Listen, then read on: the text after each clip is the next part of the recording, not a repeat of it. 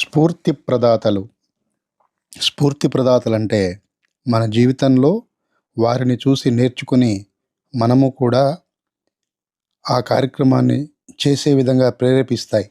అలాంటి మహనీయుల్లో మొదటిగా అపర అన్నపూర్ణ డొక్కా సీతమ్మ గారి గురించి తెలుసుకుందాం.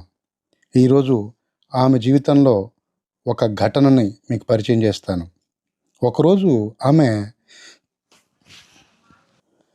అంతర్వేది లక్ష్మీ నరసింహస్వామి వారి దేవస్థానానికి దర్శనార్థమై వెళ్తుండగా మార్గమధ్యంలో పల్లకీని ఆపి సేద తీరుతున్నారు. ఆమెకు ఎదురుగా ఒక పెళ్లి బృందం, అందులో పిల్లలు, పెద్దలు, ముసలివాళ్ళు అందరూ ఉన్నారు.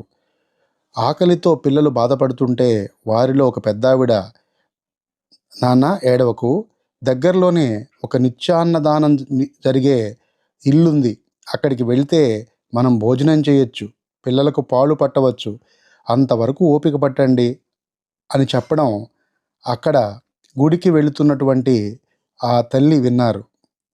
వెంటనే ప్రయాణాన్ని మార్గమధ్యంలో విరమించి వారికంటే ముందుగా ఆవిడ ఇంటికి చేరి వంటలు చేసి వారికి భోజనాలు వడ్డించింది.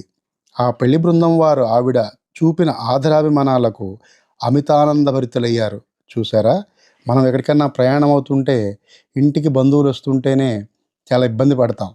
ఆ తల్లి కొంత దూరం వెళ్ళి కూడా తిరిగి వెనక్కి వచ్చి ఆ పెళ్లి బృందంలోని పిల్లలకి పాలు, పెద్దలకి భోజనం, అలా రకరకాలుగా వాళ్ళు రాకన్నా ముందే తాను వండి వడ్డించింది.